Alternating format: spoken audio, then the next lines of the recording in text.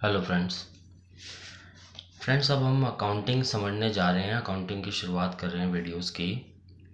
अब इन वीडियोस में हम कोशिश करेंगे कि अकाउंटिंग से रिलेटेड डिफरेंट टॉपिक्स जितने भी पॉसिबल हैं अकाउंटिंग में, वो टॉपिक्स के टॉपिक वाइज एक वीडियो बनाते चले जाएं। 11th 12th बीकॉम एमकॉम इस तरह से आपका जितना भी आपका सिलेबस टॉपिक्स कवर करते हैं अकाउंटिंग, वो सब इसमें कवर करते चले जाएं। तो हम शुरुआत करते हैं बिल्कुल बेसिक से।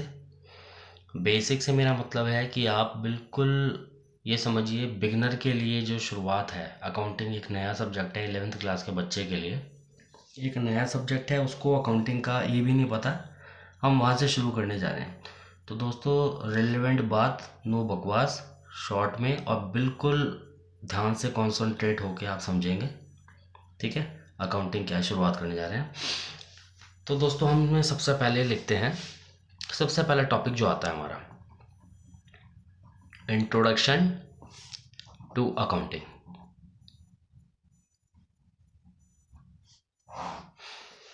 इंट्रोडक्शन टू अकाउंटिंग हमारा पहला टॉपिक आता है, पहला चैप्टर आता है। तो उसमें हम समझने की कोशिश करेंगे कि अकाउंटिंग है क्या। इस चैप्टर से हम ये समझेंगे कि अकाउंटिंग हम करते क्यों हैं, क्या वजह है, किन कारणों की वजह से हम अकाउंटिंग को लानी पड़ी। इससे पहले भी तो काम होता था, लेकिन अकाउंटिंग एक स्पेसिफिक स्ट्रीम बनाने की क्या ज़रूरत पड़ी। जैसे फिज़िक्स है, केमिस्ट्री है, बायोलॉजी है, इसी तरह से एक अकाउंटिंग स्ट्रीम बनाई गई जिसमें बेसिकली सारा अकाउंटिंग रिलेटेड वर्क एक फ्रेमवर्क में डाला गया, एक सिस्टमैटिक स्टडी में डाला गया। तो शुरुआत करते हैं मीनिंग ऑफ। सबसे पहले हम डेफिनेशन देखते हैं। डेफिनेशन क्या है, अकाउंटिंग की डेफिनेशन क्या होगी। अकाउंटिंग की डेफिनेशन से मेरा मतलब है इसकी डेफिनेशन को इस तरह से समझा जा सकता है, accounting can be defined as an art of recording, classifying and summarising in a significant manner and in terms of money transaction and events which are in at least part of financial character and interpreting the results thereof. दोस्तों ये होगी definition. अब इस definition को समझने की कोशिश करते हैं।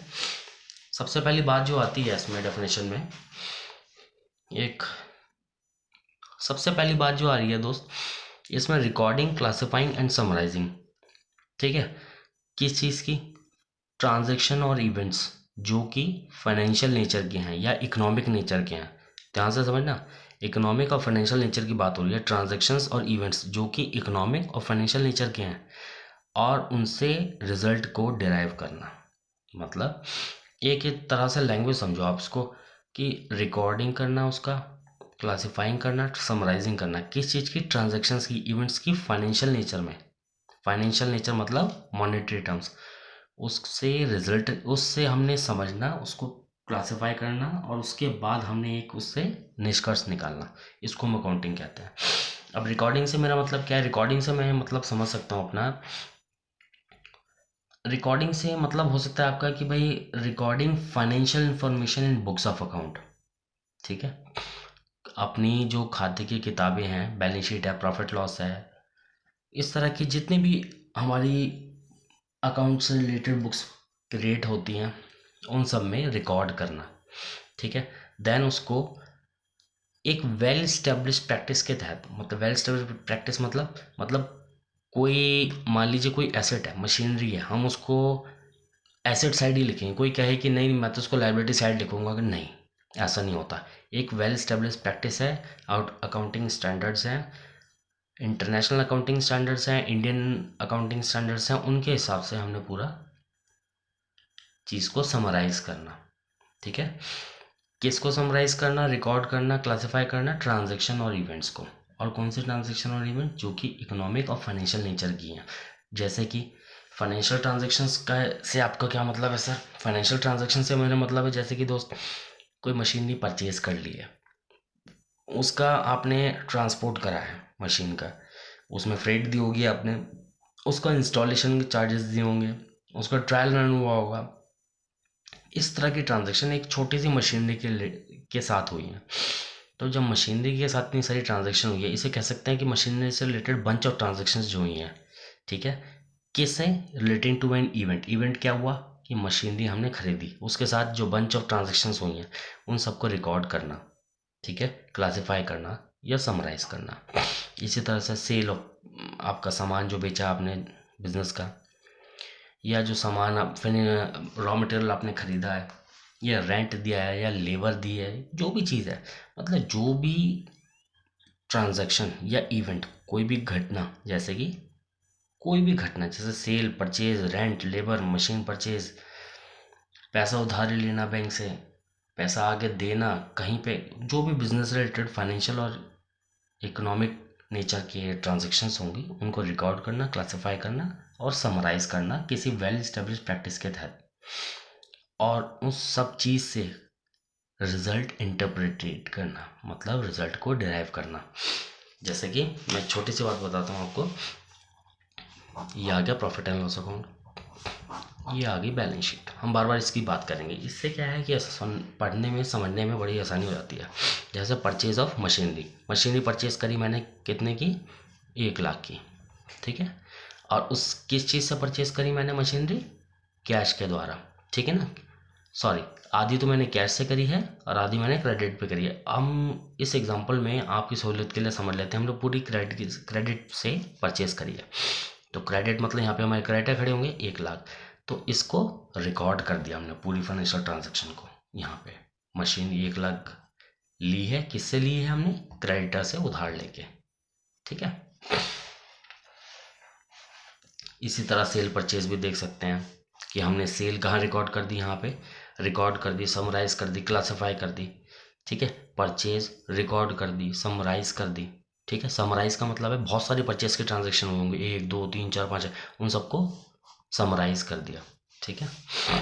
क्लासिफाई का मतलब है कि हमने उसको क्लासिफाई कर दिया, इसकी प्रॉफिट लॉस में क्लासिफाई करा या बैलेंस शीट में करा, नहीं, परचेज के आइटम प्रॉफिट लॉस में आएगी तो हमने उसको परचेज प्रॉफिट एंड लॉस में क्लासिफाई कर दिया, रिकॉर्ड भी कर दिया, क्लासिफाई भी कर दिया और समराइज भी कर दिया परचेज के ट्रांजेक्शन को, ठीक है।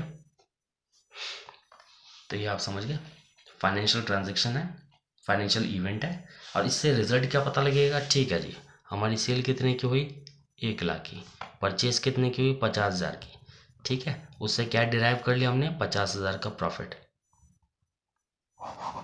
ओके, दैट मीन्स 50,000 का प्रॉफिट डिराइव कर लिया, मतलब उससे हमने रिजल्ट डिराइव कर लिया। तो आप समझ गए अकाउंटिंग की मोटी मोटी डेफिनेशन, इसका मतलब क्या है, ठीक है। अब एक नेक्स्ट डेफिनेशन और है अकाउंटिंग की, वो भी हम समझ लेते हैं। दोस्तों डेफिनेशन वगैरह ये सब जो काम आती है, ये सिर्फ रट्टा लगाने की चीज़ नहीं होती, ये आपकी एक अंडरस्टैंडिंग डिराइव कर देती हैं मोटे मोटे तौर पे, कि भाई आखिर में जो चीज़ हम पढ़ने जा रहे हैं उसका मतलब क्या है, क्या वो करी क्यों गई है, तो ये उस तरह के लिए डेफिनेशन बना दी जाती है। दूसरी हमने डेफिनेशन सुनी होगी आपने, the process of identifying, measuring and communicating economic information to permit inform judgements and decision by users of information, ठीक है। अब इसको धीरे धीरे समझते हैं। इसमें कई टर्म्स आई, ठीक है। इसमें पहली टर्म क्या आई, identifying, measuring and communicating economic information to users of information for judgement and economic decision. ये और भी वाइड डेफिनेशन है। कैसे, ऊपर हमने रिकॉर्डिंग, क्लासिफाइंग एंड समराइजिंग करा था, ठीक है। यहाँ पे हम क्या कर रहे हैं, आइडेंटिफाइंग, मेजरिंग एंड कम्युनिकेटिंग। ये आप ये मत समझो कि ये डेफिनेशन अलग है या ये डेफिनेशन अलग है, इन दोनों का अगर आप ज्वाइंट भी कर दोगे तब भी वही मतलब निकलेगा, कहने का तरीका अलग है बस। आइडेंटिफाइंग का मतलब क्या है कि हमने पहले तो आइडेंटिफाई करना है कि हमने कौन सी चीज़ें रिकॉर्ड करनी है। आइडेंटिफाई मतलब which transaction, what transactions to record, हम इसमें कौन सी ट्रांजेक्शन रिकॉर्ड करते हैं, जैसे कि हमने ऊपर पढ़ा था केवल फाइनेंशियल कैरेक्टर के ट्रांजेक्शन रिकॉर्ड करते हैं।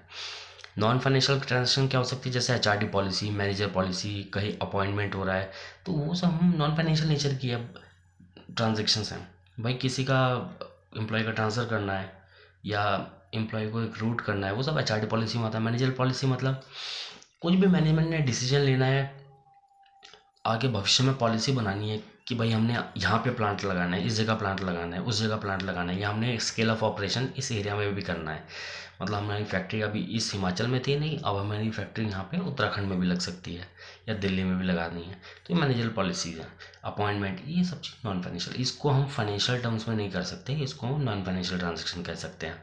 तो इसको हम अकाउंटिंग में नहीं लेंगे फिलहाल, ठीक है। तो हमने क्या रिकॉर्ड करना है, आइडेंटिफिकेशन, मतलब क्या चीज़ हमने रिकॉर्ड करनी है, फाइनेंशियल कैरेक्टर के ट्रांजेक्शन्स रिकॉर्ड करनी है। Then come measuring, identifying, measuring, ठीक है। मेजरिंग का मतलब वो फाइनेंशियल ट्रांजेक्शन्स को मॉनेटरी टर्म्स में मेज़र करना है। मतलब अगर आपने कोई ट्रांजेक्शन करी और उसको आप मॉनेटरी टर्म्स में डिफाइन ही नहीं कर पा रहे, ठीक है, तो उसका क्या फ़ायदा बताओ, ठीक है। अकाउंटिंग का क्या फ़ायदा, फाइनेंशियल इन्फॉर्मेशन कोई आदमी देगा कैसे। जैसे मैं इसी एक एग्जांपल में लूँ, आप मशीन ली हमने 1 लाख की, क्रेडिटर से 1 लाख, ठीक है।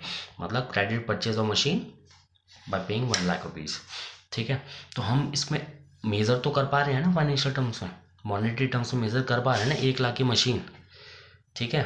अगर मैं ये बार्टर सिस्टम में कर लूँ, मॉनिटर मतलब भाई तुमने मेरे को मशीन दी, मैं तुमको सामान दे देता हूँ कुछ, तो इससे हम कैसे मेजर करेंगे आप बताओ। ये तो नॉन मॉनिटरी हो गया ना, ये तो बार्टर सिस्टम हो गया ना, जैसे पहले के ज़माने में होता था, ठीक है। मशीनरी को एक्सचेंज कर लिया किससे, किसी दूसरी मशीन से। तो क्या हम इस चीज़ में मॉनेटरी ट्रांजेक्शन हुई है, नहीं, मॉनेटरी ट्रांजेक्शन नहीं हुई। जब मॉनेटरी नहीं हुई तो हम इसको रिकॉर्ड ही नहीं कर सकते बैलेंस शीट और प्रॉफिट लॉस में, ठीक है। नेक्स्ट चीज़ आती है कम्युनिकेटिंग, ठीक है। तो हमने आइडेंटिफाई कर ली कौन सी ट्रांजेक्शन्स, भाई हमने आइडेंटिफाई कर ली भाई मॉनेटरी ट्रांजेक्शन्स, ठीक है।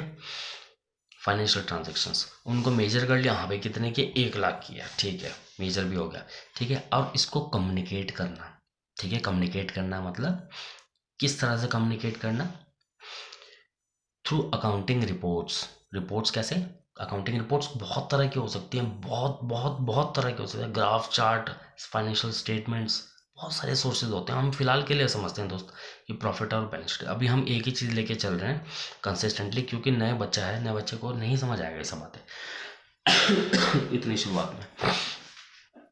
जैसे जैसे टॉपिक आगे बढ़ते जाएंगे आपकी अंडरस्टैंडिंग बिल्डअप होती जाएगी और आप एकदम अच्छे तरीके से समझ पाएंगे फ्यूचर में कि आखिर में ये पूरे दुनिया में खेल क्या चल रहा है और इसको हम रिकॉर्ड क्या करते हैं और क्यों करते हैं रिकॉर्ड, ये सब चीज़ें, ठीक है। तो कम्युनिकेटिंग का मतलब है कि अकाउंटिंग रिपोर्ट्स जैसे कि profit and loss and balance sheet, इसको हम फाइनेंशियल स्टेटमेंट्स भी क्या कहते हैं, ठीक है। किसको, राइट इन्फॉर्मेशन, राइट इन्फॉर्मेशन मतलब profit and loss and balance sheet, किसको, राइट पीपल को, मतलब सही लोगों को जिनको देना है हमने। अब सही लोग कौन होंगे वो हम आगे देखते हैं। और सही टाइम पे देना, ऐसा नहीं कि भाई तुमने मेरे को इन्फॉर्मेशन दी है, फाइनेंशियल इन्फॉर्मेशन दे दी, ठीक है, ठीक है, तुम भाई राइट इन्फॉर्मेशन दे दी, किस कौन से दे दी, प्रॉफिट और मेरे को क्या चाहिए था, मैं स्टेक होल्डर हूँ, स्टेक होल्डर मतलब शेयर होल्डर, शेयर होल्डर मतलब कंपनी के मालिक। अब मेरे को फाइनेंशियल इन्फॉर्मेशन, भाई हमने कहा मैनेजर से कि भाई एमडी साहब आप ये बताओ कि कंपनी की पोजीशन क्या चल रही है। वो कह रहा है कि भाई साहब कंपनी की पोजीशन आज से 5 साल पहले ये थी। अब बताओ 5 साल पहले इसका हमने करना क्या है, ठीक है ना। आज के टाइम में मुझे आज की रेलेवेंट इन्फॉर्मेशन तो चाहिए होगी, पिछले 1 साल की या 6 महीने की या 2 साल की या 3 साल की, पिछले 5 साल को 10 साल पुरानी उससे इन्फॉर्मेशन का क्या करूँगा मैं। तो राइट इन्फॉर्मेशन राइट पर्सन को, मतलब मेरे को, स्टेक होल्डर को, और राइट समय पे देना, ठीक है। देन क्या चीज़, इकोनॉमिक इन्फॉर्मेशन। इकोनॉमिक इन्फॉर्मेशन आपको पता ही चल गया है, वो जो ऊपर बताई थी मैंने। इकोनॉमिक इन्फॉर्मेशन मतलब फाइनेंशियल नेचर की, जिसको हम मॉनेटरी टर्म्स में, फाइनेंशियल टर्म्स में, या जो हमारी फाइनेंस को इम्पैक्ट करती है, हमारे फाइनेंस को इम्पैक्ट करती है, मतलब लेन देन, बिजनेस के लेन देन, इस तरह की चीज़ें, ट्रांजेक्शन्स को रिकॉर्ड करती है economic information. Economic transactions, economic transaction मतलब वही एचआरडी पॉलिसी वगैरह, ये सब हमारी इकोनॉमिक पॉलिसी नहीं आती है, ये हमारी एचआरडी पॉलिसी में आती है। मैनेजर पॉलिसी, भाई कहाँ पे सामान कौन सा भेजना है या कौन सा ट्रांसपोर्टेशन करना है, कहाँ किस एम्प्लॉय को लगाना है, ये सब चीज़ मैनेजर पॉलिसी का है, ठीक है। अपॉइंटमेंट किसको अपॉइंट करना है, किसको निकालना है, ये सब नॉन मॉनेटरी आती है, नॉन फाइनेंशियल है। तो हमने इकोनॉमिक जो कि हमारी पैसे से रिलेटेड है, ठीक है। किसको? To users of information. किसको देना? जो यूजर्स ऑफ इंफॉर्मेशन है, फाइनेंशियल इंफॉर्मेशन है। अब यूजर्स की बात आती है, यूजर्स किस कौन से हो सकते हैं भाई? इंटरनल भी हो सकते हैं, एक्सटर्नल भी होते हैं। हमने अकाउंटेंट साहब को बुलाया आपने कि हमारे जो एमडी हैं, एमडी साहब जो हैं कंपनी के, हमारी कंपनी का नाम है XYZ। इसमें जो एमडी हैं हमारे मिस्टर एक्स या मिस्टर ए ले लेते हैं, इनको एम ही ले लेते हैं, ओके। मिस्टर एमडी जो मिस्टर एम है, हमने उनको बुलाया कि भाई साहब ये मैं उसका मालिक हूँ, XYZ का स्टेक होल्डर, ये मिस्टर एस है। मिस्टर एस मिस्टर एम से पूछते हैं कि भाई साहब अब ये बताइए कि कंपनी की पोजीशन क्या चल रही है। तो एमडी साहब क्या करेंगे? वो अपने CFO को बुलाएंगे, चीफ फाइनेंशियल ऑफिसर को, ठीक है। वो किसको बुलाएंगे? अपने अकाउंटेंट को बुलाएंगे। इस तरह से पूरी चेन चलती है। मतलब यूजर्स ऑफ फाइनेंशियल इंफॉर्मेशन कौन कौन हुआ इस केस में? फाइनेंशियल इंफॉर्मेशन का यूज़र कौन हुआ? एमडी भी हो गया, ठीक है। अकाउंटेंट भी हो गया। अकाउंटेंट को किसने दिया? बुक कीपर ने दी है इन्फॉर्मेशन। फिर अकाउंटेंट से किसके पास आई है इन्फॉर्मेशन? अकाउंटेंट से बुक कीपर के पास है। बुक कीपर से अकाउंटेंट के पास आई है। अकाउंटेंट से किसके पास आई है? चीफ फाइनेंशियल ऑफिसर के पास आई है। अकाउंट ऑफिसर के पास आई है। अकाउंट ऑफिसर से चीफ फाइनेंशियल ऑफिसर के पास आई है। उसके बाद एमडी के पास आई है। एमडी के बाद वो कहाँ गई है? Stakeholder, shareholder. तो इस तरह से पूरी चेन चलती है ना। तो यूजर्स ऑफ फाइनेंशियल इंफॉर्मेशन कौन कौन हुए? यूजर्स इंटरनल कौन कौन से हुए भाई? Book keeper, accountant, account officer, CFO, MD, ये सब कौन से हो गए? इंटरनल। एक्सटर्नल कौन से हुए? भाई शेयर होल्डर हो गया, ठीक है। टैक्स अथॉरिटी, गवर्नमेंट ने मांग लिया, चलो भाई अपने खाते दिखाओ, तुमने प्रॉफिट ठीक दिखाया है ना, ठीक है। रेगुलेटरी बॉडी है, लेबर कोड्स वगैरह हैं, लेबर ऑर्गेनाइजेशंस वगैरह हैं, यूनियंस हैं, ठीक है। कस्टमर्स हैं, हमारे कस्टमर भी मांग सकते हैं, ठीक है ना। तो कई ऐसी चीज़ें हैं जो यूज़र्स को डिफाइन करती हैं, इंटरनल और एक्सटर्नल में वो क्लासीफाई हो जाते हैं, ठीक है। ये पढ़ लिया हमने। आइडेंटिफाइंग, मेजरिंग एंड कम्युनिकेटिंग, क्या चीज़? इकोनॉमिक इंफॉर्मेशन किसको? Users of financial information. किस चीज़ के लिए? अब क्यों चाहिए होती है स्टेक होल्डर्स को इंफॉर्मेशन? किस चीज़ के लिए? फाइनेंशियल हेल्थ देखने के लिए कंपनी की, कि अच्छा प्रॉफिट आ रहा है, ठीक है, प्रॉफिट आ रहा है ना 50,000, ठीक है। स्टेक होल्डर मतलब शेयर होल्डर कहता है हाँ भाई कंपनी ने प्रॉफिट कमाया 50,000 का, सही है, कोई दिक्कत नहीं है, बढ़िया चल रही कंपनी, ठीक है। या इनको लगता है कि नहीं यार ये देखिए, अरे नहीं भाई ये 1 लाख की सेल नहीं, ये तो 2 लाख की हो जानी चाहिए थी, ये बेकार है, एमडी बेकार है, इसको भगाओ यहाँ से, ठीक है ना। तो उसका अपना पर्पस है, ठीक है ना।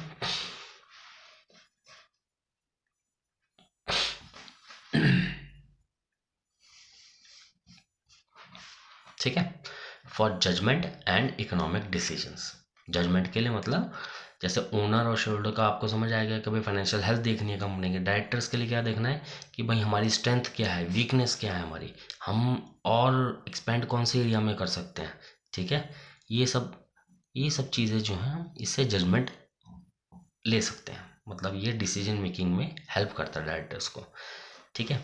क्रेडिटर्स को क्या हेल्प करता है कि भाई हमने इनकी एबिलिटी है कि नहीं है पे करने की। क्रेडिटर ने 1 लाख का लोन दे रखा है, ठीक है, बैंक से हमने लिया था लोन, बैंक ने 1 लाख का मशीन खरीदने के लिए लोन दिया। बैंक कहता है अच्छा अच्छा प्रॉफिट तो आ रहा है, ठीक है भाई साहब ले लो, और ले लो, और चाहिए लोन और ले लेना, कोई दिक्कत नहीं, ठीक है। इस तरह से गवर्नमेंट कहेगी या तुम मेरे को दिखाओ तुमने टैक्स इतना दिया है वो ठीक है कि नहीं है, ठीक है। ये सब चीज़ें, तो ये दो डेफिनेशंस हमने पढ़ी ब्रॉड टर्म में, ये आपको समझ आनी चाहिए, ठीक है। नेक्स्ट आता है बस ये ऑर्गेनाइजेशन। एक छोटी सी टर्म है ऑर्गेनाइजेशन। ऑर्गेनाइजेशन क्या है? ऑर्गेनाइजेशन एक वो संस्था है जो कि हम बनाते हैं किस ऑब्जेक्टिव से? प्रॉफिट कमाने के लिए, ठीक है, या नॉन प्रॉफिट के लिए, दोनों तरह से हो सकती है, प्रॉफिट हो सकती है, नॉन प्रॉफिट के लिए हो सकती है। प्रॉफिटेबल में आ जाती हैं जैसे सोल प्रोप्राइटरशिप में खोल ली, पार्टनरशिप में खोल, अगर एक बंदा खोल रहा है कोई कंपनी तो उसको सोल प्रोप्राइटरशिप में भी कह देते हैं। पार्टनरशिप मतलब दो बंदे से ज़्यादा कर रहे हैं तो पार्टनरशिप में खोल सकता है, कोऑपरेटिव सोसाइटी बना सकता है, कंपनी बना सकता है। तो साइज ऑफ ऑपरेशन और एक्टिविटीज़, मतलब जितना एक्टिविटीज़ का साइज होगा, मतलब मुझे पूरे पैन इंडिया लेवल पे अपनी कंपनी खोलनी है तो उस चीज़ के लिए मुझे बहुत सारे बंदे चाहिए होंगे, उनको मैनेज करने के लिए बहुत सारी कैपिटल चाहिए होगी, बहुत सारे रिसोर्सेज चाहिए होंगे, तो मुझे कंपनी खोलनी पड़ेगी। मैं अकेला सोल प्रोप्राइटरशिप नहीं हो सकता, ठीक है, तो ऑर्गेनाइजेशन का मतलब आपको समझ आ गया। अगर मेरे को सिर्फ एक मोहल्ले में काम करना है या सिर्फ एक शहर में काम करना है, मैं मैनेज कर सकता हूँ, तो मैं सोल प्रोप्राइटर भी कर सकता हूँ। मतलब वहाँ के रिसोर्सेज कम चाहिए, इतना पैसा मेरे पास पड़ा हुआ है, मेरे को कोई दिक्कत नहीं है, इतना पैसा मैं अरेंज कर सकता हूँ आराम से, तो वो सोल प्रोप्राइटर है। ठीक है ना।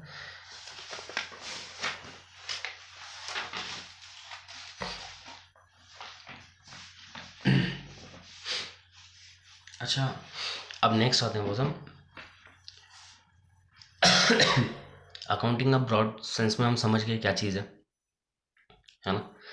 अब अकाउंटिंग मोटे मोटे तौर पे तो हम समझ गए, लेकिन अकाउंटिंग के अंदर भी बहुत सारे डिसीजन लेने पड़ते हैं, हमें छोटे छोटे डिसीजन लेने पड़ते हैं। जैसे कि हमने देखा था कि फाइनेंशियल डिसीजन लेने पड़े हमें किस चीज़ के लेके, फाइनेंशियल डिसीजन लिया हमने बैलेंस शीट और प्रॉफिट लॉस के द्वारा। ठीक है ना। फाइनेंशियल डिसीजन जो कि शेयर होल्डर ले सकते हैं या एमडी ले सकता है कि हाँ मैं इस समय प्रॉफिट कमा रहा हूँ कंपनी के लिए, या मेरे जो है काम ठीक चल रहा है कंपनी में, मेरे को शेयर होल्डर्स को जवाब देना है, काम ठीक चल रहा है, फाइनेंशियल पोजीशन बिल्कुल सही है। ठीक है। इस तरह से और भी कई डिसीजन लेने होते हैं कंपनी के मैनेजर को, एमडी, जो कि जैसे कि हम कहाँ और एक्सपेंड कर सकते हैं। ठीक है ना। मेरे को नई मशीनरी खरीदने की ज़रूरत तो नहीं है, मेरे को कहीं कैपिटल लाने की ज़रूरत तो नहीं है, मेरे को कहीं पे कोई कैपिटल एक्सपेंडिचर करना, बड़ा प्लांट खोलना है, सेल का क्या फोरकास्ट है, परचेज की क्या रिक्वायरमेंट है, तो ये सब चीज़ें।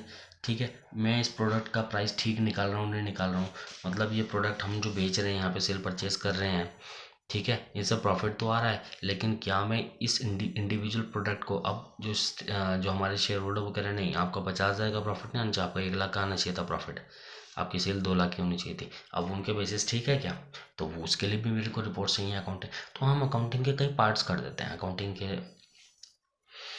अकाउंटिंग एक बहुत बड़ा डिसिप्लिन है, इस डिसिप्लिन के हम सब डिसिप्लिन बना लेते हैं। जैसे कि सबसे पहला डिसिप्लिन हम बना लेते हैं फाइनेंशियल अकाउंटिंग। ठीक है। अब फाइनेंशियल अकाउंटिंग, फिर दूसरा बना लेते हैं हम कॉस्ट अकाउंटिंग, तीसरा हम बना लेते हैं मैनेजमेंट अकाउंटिंग। तो इस तरह हम 3 डिसिप्लिन, सब डिसिप्लिन बना लेते हैं अकाउंटिंग के, अलग अलग रिक्वायरमेंट के लिए, अलग अलग डिसीजन मेकिंग के लिए। तो फाइनेंशियल अकाउंटिंग का पर्पस क्या होगा, फाइनेंशियल अकाउंटिंग का पर्पस होगा कि मैनेजमेंट और जो इंटरेस्टेड पार्टीज हैं, मैनेजमेंट और इंटरेस्टेड पार्टी मतलब management, internal and external sources, internal और एक्सटर्नल यूजर्स, इंटरनल और एक्सटर्नल यूजर्स जो हैं उनको फाइनेंशियल इंफॉर्मेशन प्रोवाइड करना। ठीक है। एमडी को भी प्रोवाइड करना, भाई बैलेंस शीट और प्रॉफिट लॉस को तो एमडी साहब को भी देखनी पड़ेगी, बैलेंस शीट और प्रॉफिट लॉस गवर्नमेंट को भी देखनी पड़ेगी, बैलेंस शीट और प्रॉफिट लॉस शेयर होल्डर्स को भी देखनी पड़ेगी। तो मैनेजमेंट लेवल तक जितने भी बंदे आते हैं, बोर्ड ऑफ डायरेक्टर्स तक, वो सारे इंटरनल हो गए। उसके बाद जितने होते हैं इन्फॉर्मेशन के यूजर्स, वो सारे एक्सटर्नल होते हैं। ठीक है ना। तो फाइनेंशियल अकाउंटिंग का पर्पस क्या हो गया, फाइनेंशियल इंफॉर्मेशन रिपोर्ट्स के द्वारा, ठीक है, मॉनेटरी नेचर की, मतलब फाइनेंशियल नेचर की इंफॉर्मेशन रिपोर्ट्स के द्वारा यूजर्स ऑफ फाइनेंशियल इंफॉर्मेशन को पहुंचाना। Users of financial information internal भी हो सकते हैं, एक्सटर्नल भी हो सकते हैं। अच्छा, फाइनेंशियल अकाउंटिंग एक चीज़ है, फाइनेंशियल अकाउंटिंग हमारी बिजनेस की फाइनेंशियल साउंडनेस बताती है। फाइनेंशियल साउंडनेस मतलब, फाइनेंशियल साउंडनेस का मतलब हो गया हम पैसे के टर्म्स में किस तरह से काम कर रहे हैं, मतलब क्या हमारी बिजनेस की पोजीशन है, क्या हमारी आज के फाइनेंशियल प्रोस्पेक्ट्स क्या हैं, हमारे आज की हमारी प्रॉफिटेबिलिटी क्या है, आज के हमारे फाइनेंशियल्स क्या हैं। जैसे कहते हैं ना आपके फाइनेंशियल्स क्या है, कि भाई मेरी पोजीशन ये है फ्यूचर की, आज के टाइम में, कि मेरे पे इतनी तो मशीनें पड़ी हैं, इतनी की लायबिलिटी है, ठीक है, इतना मैं प्रॉफिट कमा रहा हूँ। ठीक है। ठीक है। और किस चीज़ की, पास्ट पीरियड की मतलब पिछले 1 साल की हो सकती है इन्फॉर्मेशन, वो पिछले 2 साल की हो सकती है। जैसे कि हम प्रॉफिट एंड लॉस और बैलेंस शीट बनाते हैं 1 साल के लिए बनाते हैं, ठीक है ना। कुछ कंडीशन में 15 महीने के लिए बनाते हैं, ठीक है ना, वो अलग अलग कंपनी एक्ट में आके फॉलो करता है। ठीक है। तो एक रेलिवेंट पीरियड की पास्ट इंफॉर्मेशन, पास्ट पीरियड की फाइनेंशियल साउंडनेस बताना, बिजनेस की financial soundness profit and loss balance sheet, ठीक है, कितना प्रॉफिट लॉस कमाए उसको हम फाइनेंशियल अकाउंटिंग मिलेंगे सब। नेक्स्ट आता है कॉस्ट अकाउंटिंग। कॉस्ट अकाउंटिंग में हम क्या डिसीजन लेंगे? कॉस्ट अकाउंटिंग में हम डिसीजन लेंगे कि जो हमने प्रोडक्ट्स बनाए हैं, ये जो प्रोडक्ट्स हम अब तक बनाते आ रहे थे, जो परचेज करा था हमने 50,000 का और जो सेल कर दिया था हमने 2 लाख का, ठीक है, ये सॉरी 1 लाख का, ठीक है। अब ये प्रोडक्ट्स क्या 50,000 की परचेज करके इसकी जो कॉस्टिंग पड़ी हमें 50,000 की ही पड़ी है?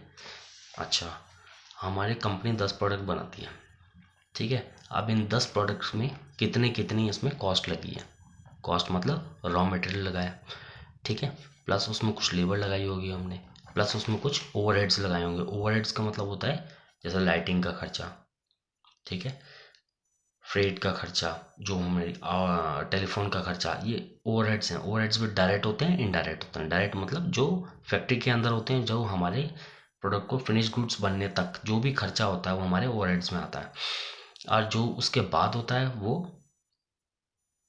आउटसाइड होता है, ठीक है। प्लस रेंट वगैरह, ये सब चीज़ हमने पूरा का पूरा खर्चा सब प्रोडक्ट्स पे बराबर